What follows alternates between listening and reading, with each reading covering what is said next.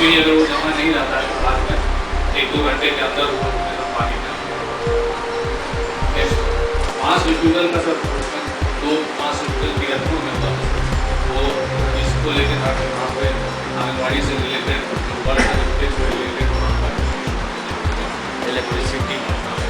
Electricity और इस side में सर इस साइड में कमी आई थी कि कंटिन्यू करने के लिए।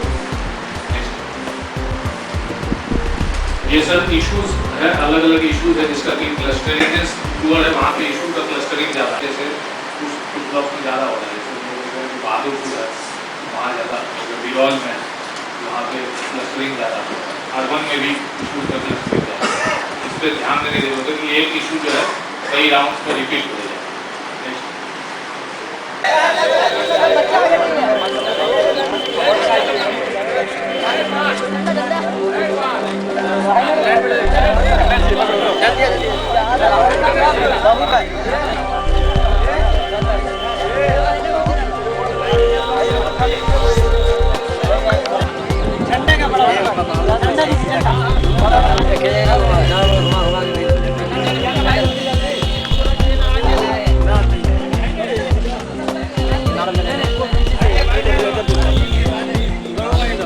पॉपुलर फ्रंट जिंदाबाद जिंदाबाद, पॉपुलर फ्रंट जिंदाबाद जिंदाबाद, फ्रंट जिंदाबाद जिंदाबाद जिंदाबाद, सिंघवारा वीडियो मुर्दाबाद मुर्दाबाद मुर्दाबाद, सिंघवारा वीडियो मुर्दाबाद मुर्दाबाद मुर्दाबाद, सिंघवारा थानाध्यक्ष मुर्दाबाद मुर्दाबाद मुर्दाबाद, सिंघवारा अध्यक्ष मुर्दाबाद मुर्दाबाद मुर्दाबाद, फ्रंट जिंदाबाद जिंदाबाद जिंदाबाद, पॉपुलर फ्रंट जिंदाबाद जिंदाबाद जिंदाबाद, स्कूल चलो प्रोग्राम जिंदाबाद जिंदाबाद जिंदाबाद, हर मजलूम का नारा है, हर मजलूम का नारा है। ये पॉपुलर फ्रंट ऑफ इंडिया के जानिब से नेशनल कैंपेनिंग स्टेट में हो रहा है। उसी के तहत बिहार में भी सिंघवारा गांव में गरीब और नादार बच्चों के लिए, समाज के हर तबके के लोगों के लिए स्कूल चलो किट डिस्ट्रीब्यूशन किया जा रहा था, जिसको एक इन्फॉर्मेशन थाना और वीडियो को दिया गया था। उसके बावजूद, इन्फॉर्मेशन के बावजूद किसी के दबाव के अंदर में आकर करके वीडियो और थाना अध्यक्ष ने आकर के अपने ताकत के बल पे और प्रोग्राम को डिस्टर्ब किया। इसलिए जो भी हिंदुस्तान के अंदर एजुकेशन डिपार्टमेंट के अंदर जो एक बच्चों और नादार के लिए जो पॉपुलर फ्रंट ऑफ इंडिया ने नेशनल कोशिश की है, उसको रोकने की पूरी तरीक़े से कोशिश किया गया।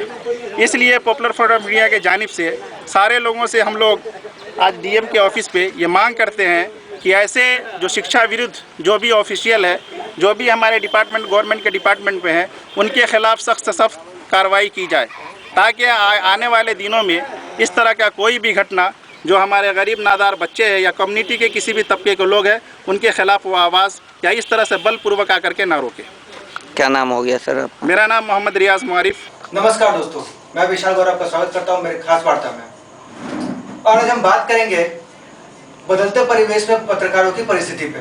और हमारे साथ हैं दरभंगा न्यूज एक्सप्रेस के प्रधान संपादक गौरव झा जी, स्वर्णिम टाइम्स के Sunil Kumar Das ji, JEE today internet portal से अभिषेक कुमार जी। नमस्कार। कार्यक्रम की शुरुआत करने से पहले हम लोग अपने दिवंगत पत्रकार भाई की शहादत के बाद मौन रखकर उनकी आत्मा की शांति के लिए और श्रद्धांजलि देते हैं।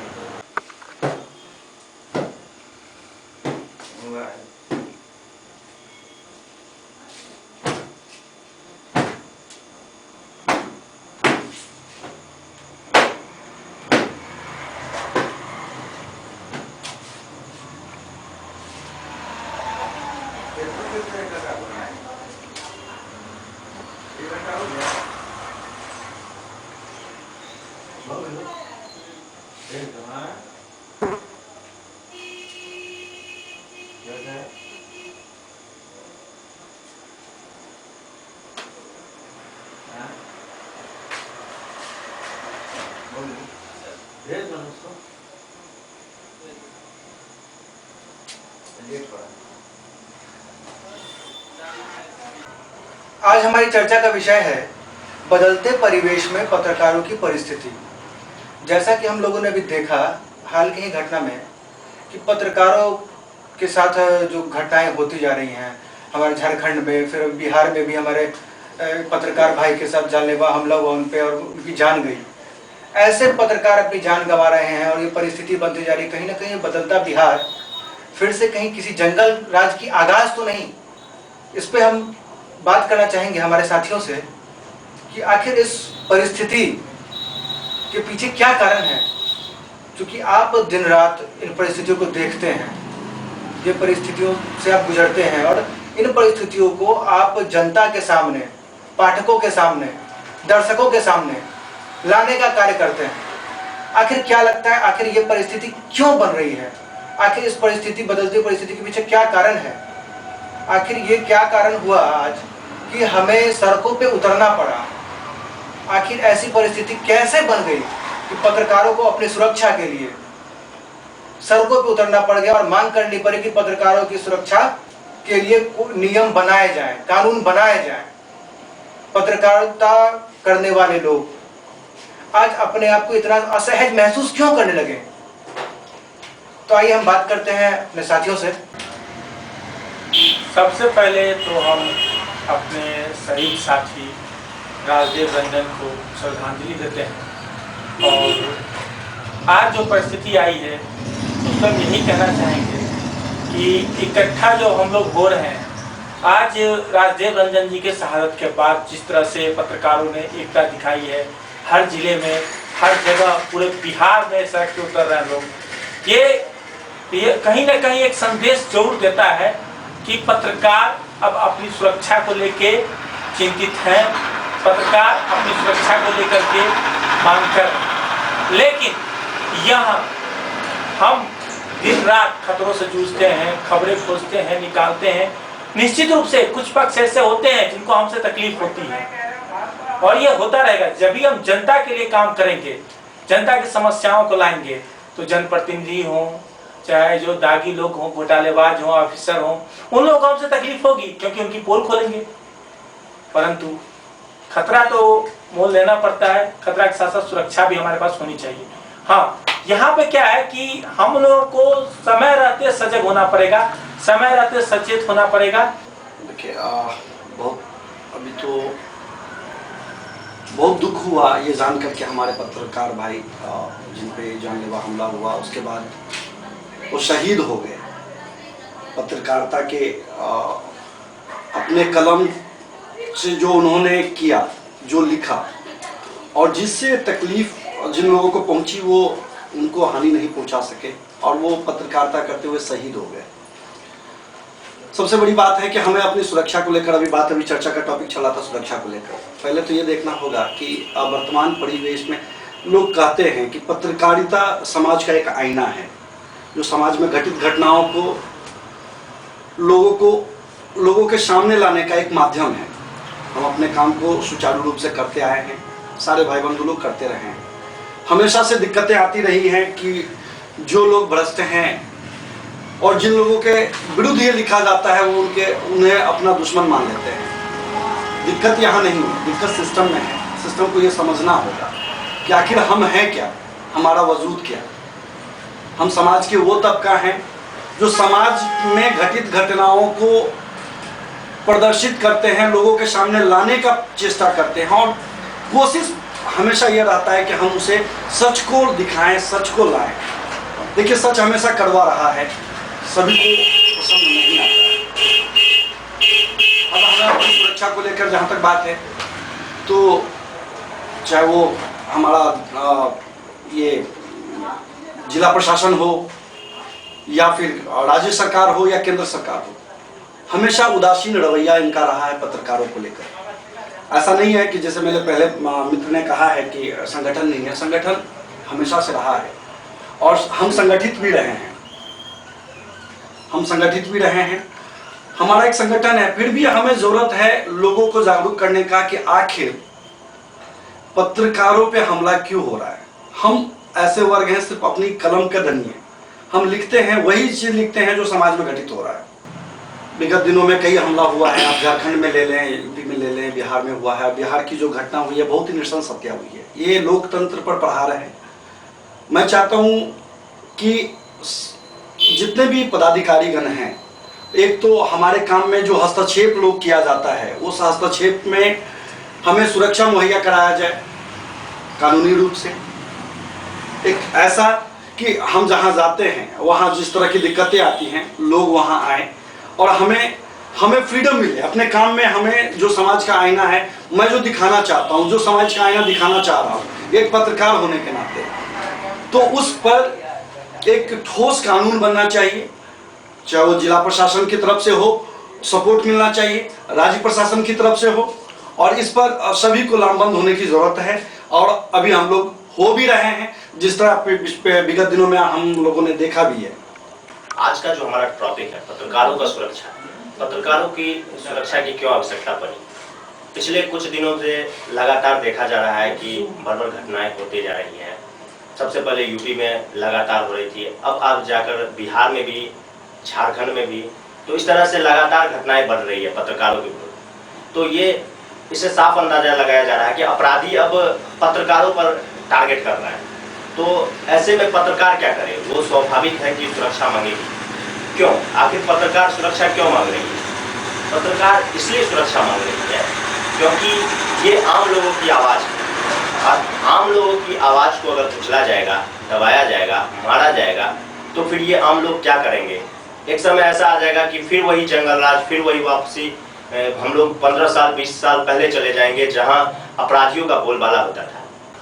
हमारे पत्रकार भाइयों की बातों को सुनते मेरे जहन में एक बात आई कि मैं आपके सामने पत्रकारों के लिए मैंने एक जो स्वरचित मेरी एक रचना है वो मैं सुना दूं आपको, जो पत्रकारों की विडंबना मर्मरता को बताता है कि आखिर पत्रकार क्या है। मेरी जो रचना है इसका शीर्षक है मैं हूं पत्रकार। मैं हूं पत्रकार, जो बता रहा है एक पत्रकार का जीवन क्या है और कैसा है। मैं हूं पत्रकार, मैं आपकी आवाज हूं, आम जन की सोच हूं। मैं आपकी आवाज हूं, आम जन की सोच हूं। आगाज हूं एक नई सुबह की, आगाज हूं एक नई सुबह की, अंदाज हूं जन आकांक्षाओं की। एक पत्रकार हर सुबह उन खबरों को ढूंढने निकलता है, आम जन के उन विचारों को ढूंढने निकलता है जो समाज में बदलाव ला सकते हैं, जो परिस्थितियों में बदलाव ला सकते हैं। हर मौसम में पहरेदार हूं आपकी खबरों के लिए। हर मौसम में एक पत्रकार पहरेदार होता है, उसकी पैनी नज़र हर छोटी और बड़ी घटनाओं पे होती है जो समाज या फिर किसी व्यक्ति विशेष से जुड़ी हो। हर मौसम में पहरेदार हूं, हर हालात में तैयार हूं। अगर कभी भूकंप आता है, बाढ़ आती है, तो आम जनों की समस्याओं को सुनने, आम जनों की अपेक्षाओं को बताने जो निकलता है वो है पत्रकार, जो समस्याओं को ढूंढने और जो उसके चौथे स्तंभ का मान दिया गया है पत्रकारों को, न्यायपालिका, कार्यपालिका, विधायिका, इन तीनों का मार्गदर्शन का जो जिम्मा दिया गया है पत्रकारों को, उस जिम्मा को पूरा करने के लिए, उस अपने कार्य को पूरा करने के लिए जो निकलता है वो है पत्रकार। लोकतंत्र में सिरमौर हूं, कलम का सिपाही हूं। जो चौथा स्तंभ है वो कहता है मैं लोकतंत्र में सिरमौर हूं। लोकतंत्र का ये चौथा स्तंभ है पत्रकार। लोकतंत्र में सिरमौर हूं, कलम का सिपाही हूं। नींव मेरी तलवार, दागता हूं गोलियां, लेकर जन आधार। जो पत्रकार की वाणी है, जो उसकी कलम है, वो जन आधार, जन समस्याओं को लेके, आम जनों की बातों को लेके उसके नींव और कलम चलते हैं।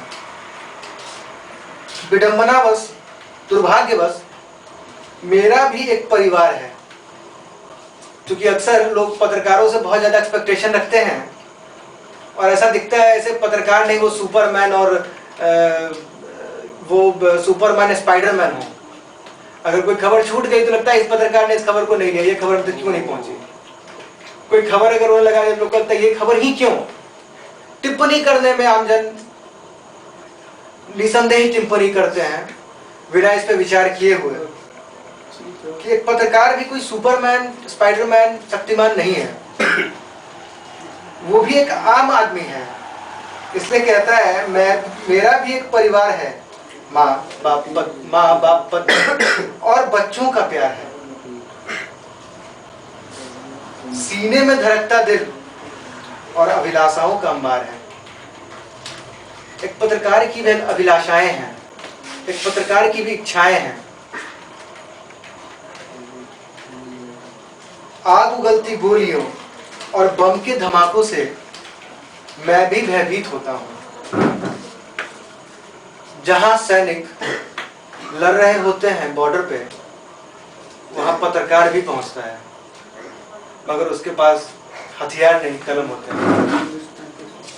अपनी कलम रूपी हथियार को लेकर वो ऐसी परिस्थितियों में भी जाता है जहां आमजन का जाना संभव नहीं है। मेरा भी परिवार घर लौटने की राह तकता है, क्योंकि मैं जीता हूं जनमानस को। आज हमारे जो पत्रकार भाई शहीद हुए हैं, जिन्हें शहादत मिली है, उनका भी पत्रकार भाई का भी परिवार हर रोज राह तकता था, एक दिन तो आएंगे, आज तो आएंगे। एक दिन ऐसा भी हुआ, घर से निकले तो थे मगर घर वापस नहीं आ पाए। मेरी ये रचना हमारे शहीद पत्रकारों के लिए भी है। खैर, मेरे अनाथ बच्चों और बेवाओं का सूना आंगन कोई नहीं तकता है। आज हमारे पत्रकार भाई जो शहीद हुए हैं, उनके लिए हम एक दिन, 2 दिन, 3 दिन उनकी शहादत में दुख व्यक्त कर सकते हैं, मगर जो उनके अनाथ बच्चे हैं, उनकी बेवाएं हैं, उनका सूना आंगन तकने फिर कभी कोई नहीं जाएगा। वक्त गुजरेगा, लोग भूल जाएंगे। शायद यही कारण है कि आज हमारी मांगे हैं पत्रकारिता करने वाले पत्रकारों की सुरक्षा तय की जाए, उन्हें बीमा उपलब्ध कराया जाए। वो पत्रकारिता करते करते शहादत को प्राप्त होते हैं तो उनके अनाथ बच्चों और बेवाओं का सुनांगन देखने वाला कोई नहीं होता है। भूख की आग में भी जलते हैं, खुद को जलाकर भी लोकतंत्र को रोशन करते हैं। हर एक पत्रकार तपती धूप, बारिश और तूफान में भी खबरों की खोज में निकलता है। भूख की आग भी सताती है और घर की याद भी आती है। इसी के साथ मैं हमारे भाई सुनील दास जी से चाहूंगा वो बताएं। विशाल जी, बहुत बहुत धन्यवाद। आपकी बात का, आपने मुझे अपनी बात रखने का मौका दिया और मैं आपकी बात से बहुत ही सहमत हूँ। देखिए, बहुत ही विचित्र परिस्थिति है समाज में। पत्रकार का वजूद क्या है, पहले तो हम उसकी बात करते हैं कि उसका वजूद। हम आमजन हैं, पत्रकार आमजन की आवाज़ है, जो महसूस करता है आमजन, जो इस सिस्टम में, हमें लोकतंत्र का चौथा स्तंभ इसलिए कहा गया है कि जो समाज में घटित घटनाओं को हम अपनी आवाज़ देते हैं, कलम से, लेखनी से अपनी बातों को रखते हैं, जिससे इस सिस्टम में जो खामियां हैं उसको उजागर करते हैं, जो समस्याएं हैं उसको लोगों के सामने लाने का हम एक प्रयत्न करते हैं। लेकिन क्यों ऐसा आता है कि एक आम जन पर हमला होता है? बहुत ही सोचनीय विषय है। आखिर आम जन पे हमला क्यों? मुझे नहीं लगता कि किसी आम व्यक्ति पर हमला करना ये लोकतंत्र पर हमला करने जैसा है। आखिर पत्रकारों को सुरक्षा की जरूरत क्यों है? वो तो आम जन है। तो आखिर ऐसी आवश्यकता क्यों पड़ी? परिस्थितियां कैसी बनी? हम उस पर भी चर्चा करें तो अच्छी चीजें हैं और इस पर चर्चा करने का विषय है ये। और हम सभी मित्रों से कहते हैं कि इस टॉपिक पर सोचने की जरूरत है। आखिर हम आमजन अब अपनी जान की जो हम लोगों की आवाज़ बनकर लोगों के आवाज़ बनकर हम सामने आते थे और आते रहते हैं, आते रहेंगे, इसके लिए कटिबद्ध हैं। और इसके लिए हम लोग ने एक शपथ लिया है कि जब से लेखनी शुरू हुआ है तब से हमने एक शपथ लिया है कि नहीं, हम आम जन का ही आवाज़ रहेंगे और आवाज़ को उठाते रहें। आप विगत वर्षों में देख लीजिए, बड़े बड़े मिनिस्टर, बड़े बड़े जो संत साधु लोग, ये किसके प्रभाव से गए, जिन पे लोग पुलिस, हमारे एक पत्रकार, एक मीडिया कर्मी जो समाज में घटित कुरीति थी, जो घटनाएं थी, उसको सामने लाने का प्रयास किया और उसके लिए उन पर एक दबाव बनाया कि नहीं, इसे होना चाहिए। लेकिन उस पर उसके बाद के मिलता क्या है, हम पर हमला होता है, हम सभी पर हमला होता है, लोकतंत्र पे हमला होता है और बाकी सब लोग खामोश होकर बैठते हैं, देखते हैं। इसके लिए एकजुटता की जरूरत है समाज के सभी तबकों को ये समझने की कि पत्रकार सिर्फ किसी पर्टिकुलर न्यूज चैनल का, व्यक्ति विशेष का और किसी एक अखबार का या किसी एक मीडिया हाउस का वो नहीं होता, वो समाज का होता है। समाज की बातों को रखने के लिए वो समाज के बीच जाता है और समाज की बातों को ही रखता है। तो आमजन को इसका समर्थन नहीं मिलता। नेता जुलूस निकालते हैं, लोग दौड़ते हैं उनके पीछे। आज पत्रकार का हल्ला, आज पत्रकार पे हमला हुआ, हत्या हुआ, कितने आमजन आए? एक भी नहीं आए। मैं पूछता हूं ये समाज के लोगों से कि क्या पत्रकार पर हमला हो, क्या पत्रकार आपकी आवाज नहीं? जो बात आप पहुंचाना चाहते हैं सरकार तक, आपकी बात शासन तक पहुंचना है, उस बातों को क्या हम नहीं रख पाने में सक्षम नहीं है? आप हमें बता दें। और ये जनता सोचे, जनता को सोचने की जरूरत है, आम जन को सोचने की जरूरत है। जो पत्रकार अपनी लेखनी से आम जन की आवाज बनकर जाता है और उसको जन समर्थन नहीं मिल पाता तो मन में तकलीफ होती है। मैंने एक लिखा था रचना अपना, वो भागती हुई जिंदगी। पत्रकारों की जिंदगी वैसे ही होती है, एक भागती हुई जिंदगी, एक दौड़ती हुई जिंदगी। संवेदनाओं से अति संवेदनशील जिंदगी, वो दौड़ती हुई जिंदगी, वो भागती हुई जिंदगी। अतिशय भीड़ में भी एकाकीपन महसूस करती हुई जिंदगी। आज ये देखने के बाद, ये घटना इस जो हमारे पत्रकार बंधु के साथ जो घटना घटित हुआ है, उसके बाद लगता है अतिशय भीड़ में एकाकीपन महसूस करती हुई वो शून्य की ओर ताकती हुई जिंदगी, वो दौड़ती हुई जिंदगी, वो भागती हुई जिंदगी। लोग आमजन की आवाज बनकर दौड़ते हुए, भागते हुए पत्रकार अपने जीवन व्यतीत कर देता है, लेकिन समाज उसके लिए आगे नहीं आता। बहुत मैं इन बातों के साथ अपने विचार रखने के लिए मैं अपने मित्र बंधुओं को आमंत्रित करता हूं। धन्यवाद। देखिए, जैसा कि हमारे भाई सुनील जी ने कहा, विशाल जी, गौरव जी, सबने अपनी बातें रखी और जो आज का विषय का परिप्रेक्ष्य सबने रखा और सबकी बातें कहीं न कहीं एक तरफ इशारा करती है कि समाज, जो आम जन है, वो उनको समझना पड़ेगा जो पत्रकार पर हमला एक पत्रकार पे ही हमला नहीं, एक किसी अखबार या न्यूज चैनल या मीडिया पे हमला नहीं, ये आम जन की आवाज पे हमला है। ये आम जनता की आवाज पे हमला है, क्योंकि पत्रकार आम जनता की आवाज है। आज उनकी आवाज, वो जाते हैं कहीं पे, थाना पे गए, ब्लॉक गए, हाकिम के पास गए, नेता गए, उनकी बात नहीं सुनी जाती, तो उनके मुद्दे को संबंधित विभाग तक प्रमुखता से पहुंचाने का काम, संबंधित पक्ष तक पहुंचाने का काम मीडिया करता है। मीडिया मतलब माध्यम, आम जन की आवाज को सही जगह तक पहुंचाने का माध्यम है मीडिया। तो मीडिया पर हमला या किसी पत्रकार पर हमला है? नहीं, वो आम जन की आवाज पे हमला है और आम जन को ये बात समझना पड़ेगा। और अगर किसी पत्रकार के साथ कोई अभद्रता होती है, पत्रकार पे हमला होता है, तो वहां आम जन को खड़ा होना पड़ेगा और हम लोग को भी आम जन को जागरूक करना पड़ेगा, बताना पड़ेगा कि पत्रकार पर हमला आपकी आवाज पे हमला है। इसलिए अपनी आवाज को अगर आपको बचाना है, अपनी आवाज को दबने से बचाना है, अपनी आवाज को अगर सही जगह पहुंचाने में अगर पत्रकार की मदद चाहिए, मीडिया की मदद चाहिए, तो आपको मीडिया के समर्थन में आना होगा। आपको निकलना पड़ेगा सड़क पे, आपको पत्रकारों की सुरक्षा की मांग करनी होगी। आप प्रशासन से मांग कीजिए कि ये पत्रकार हमारी आवाज है, इनको सुरक्षा मिले, इनको स्वतंत्रता मिले, और इनके साथ किस तरह की घटना होती है तो उस समय प्रशासन उनके परिवार की सुरक्षा, उनके परिवार की आर्थिक सुरक्षा प्रदान करे।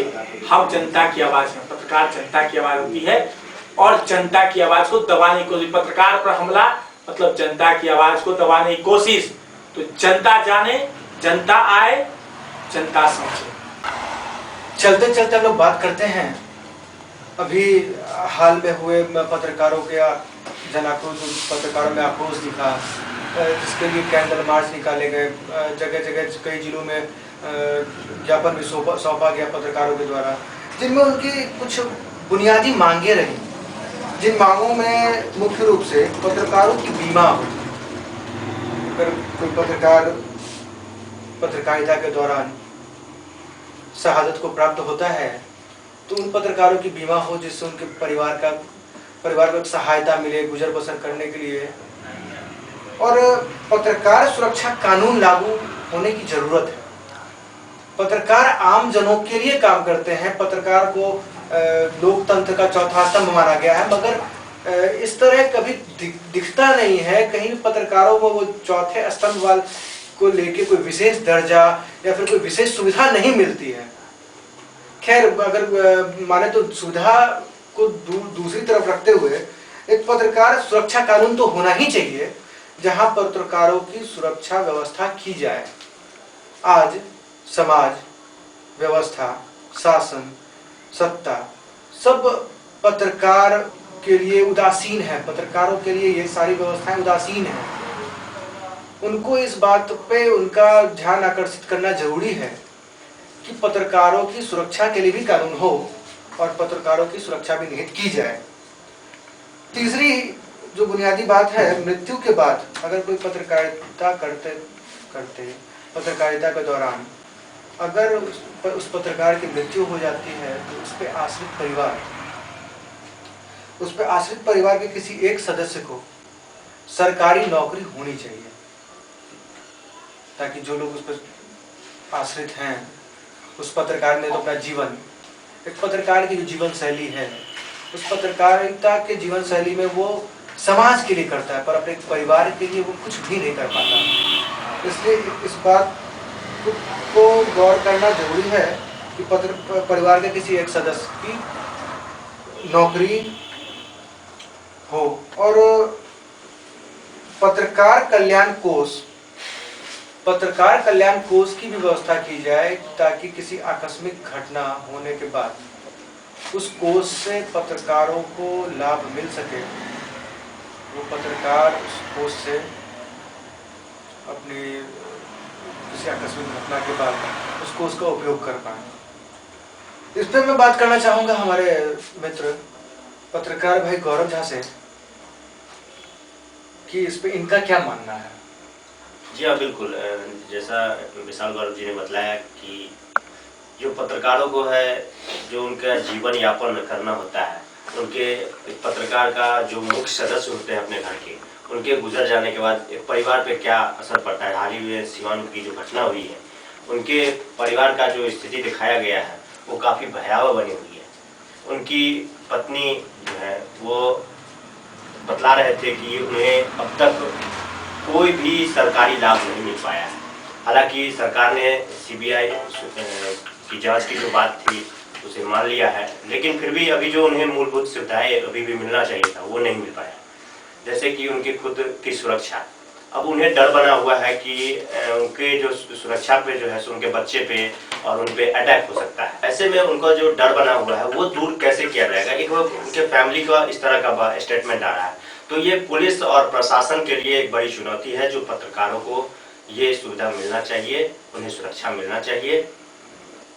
आगे हम अपने साथी पत्रकार सुनील जी से जानना चाहेंगे कि इनकी क्या राय है। बहुत बहुत धन्यवाद गौरव जी, जो आपने मुझे अपनी बात रखने का मौका दिया। देखिए, पहले तो हम ये देख रहे हैं कि समाज में जिस तरह से भी घटना घटी है उस पर सीबीआई की जांच की बैठा दिया गया है, इंक्वायरी। बहुत ही अच्छी बात है। आप कहीं देखे होंगे कि जो भी रेल दुर्घटना होती है और कहीं भी कुछ तरह का घटना होता है, रोड एक्सीडेंट, तो सबसे पहले मुआवजा का घोषणा होता है।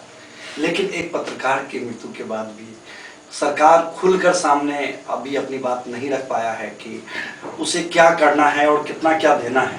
तो इसमें कहीं ना कहीं एक सरकार के मंशा पर प्रश्न खड़ा होता है अपने आप में कि सरकार की मंशा क्या है, पत्रकारों को लेकर सरकार की इतनी उदासीन रवैया क्यों है। हम वही लिखते हैं, हम वही बोलते हैं जो समाज में होता है। हम अपनी बातों को रखते हैं, समाज की बातों को रखते हैं, आम जन की बातों को रखते हैं। लेकिन आम जन की बात को बोलने वाला वो व्यक्ति जब उस पर इस तरह का प्राणघाती हमला होता है, फिर सरकार खामोश बैठ जाती है उसे सुविधा उपलब्ध कराने के नाम पर। ये बहुत ही सराहनीय कदम है कि इसकी जांच सीबीआई को सौंपा गया है। किंतु सरकार को ये भी तो डिक्लेयर करना था, ये भी तो घोषणा करना था कि मुआवजा था वो कितना मुआवजा मिलने वाला है, सरकार अब क्या राशि और क्या सुविधाएं उनके परिवार को देने वाली है। ये जनता में एक संवाद जाता है, लोगों के बीच, पत्रकार बंधुओं के बीच एक संवाद जाता है कि सरकार की जो रवैया है वो नकारात्मक है हर दृष्टिकोण से पत्रकार को लेकर।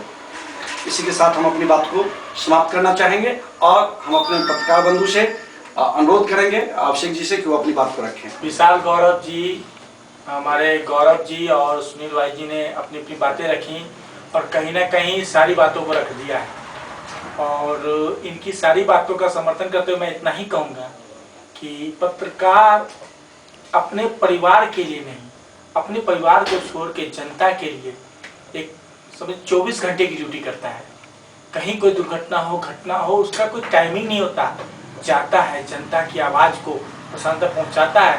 तो प्रशासन से, अगर शासन व्यवस्था से पत्रकार को न्याय नहीं मिलता, पत्रकार को उचित सुविधाएं नहीं मिलती, तो मैं आम जन से आग्रह करूंगा कि आम जन अपनी आवाज़, उनकी आवाज़ को जन जन तक पहुंचाने वाले माध्यम पत्रकार के लिए आम जन आवाज़ उठाए, क्योंकि हम आम जन की आवाज़ हैं। आम जन की आवाज़ को हम लोग जन जन तक पहुंचाते, सरकार तक पहुंचाते हैं। और हमारा क्या है, कितने खून बहाओगे, हम तो अपने लहू को भी स्याही बना लेंगे, लेकिन कलम रुकने नहीं देंगे। धन्यवाद।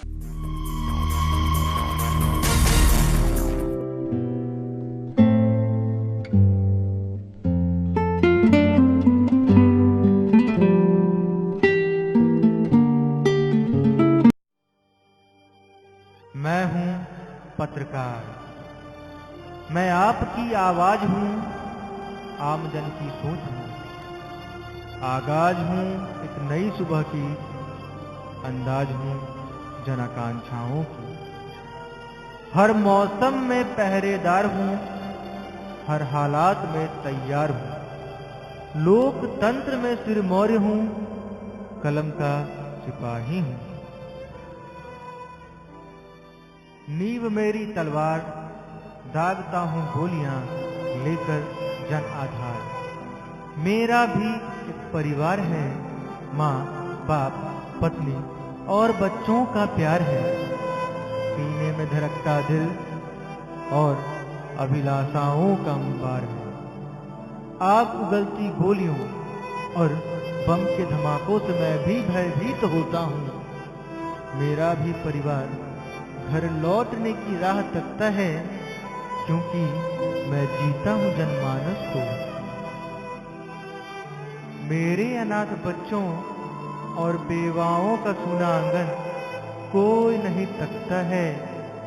भूख की आग में भी हम जलते हैं, खुद को जलाकर लोकतंत्र को रोशन करते हैं। भूख की आग में भी हम जलते हैं, खुद को जलाकर लोकतंत्र को रोशन करते हैं। झरझर नीर बहते सूखे में, फिर भी पूंजीपतियों के शोषण से पलते हैं। लड़ते हैं अधिकार को सबके, फिर भी गुमनामी में ही हम पलते हैं। न जाने क्या दौर आया है, आंसुओं का दर्द खून में उतर आया है। मिटता जा रहा सिद्धांत व्यापार की ओर चल पड़ा मेरा स्वाभिमान। क्यों बिका मेरा त्याग, गौरव, स्वाभिमान और कलम का अभिमान। बिकने चली मेरी ताकत, बन के व्यापार, मिटा सत्य का अहंकार। शर्मसार हूं अपनी दुर्गति देख के, क्योंकि मैं हूं एक पत्रकार, मैं हूं एक पत्रकार।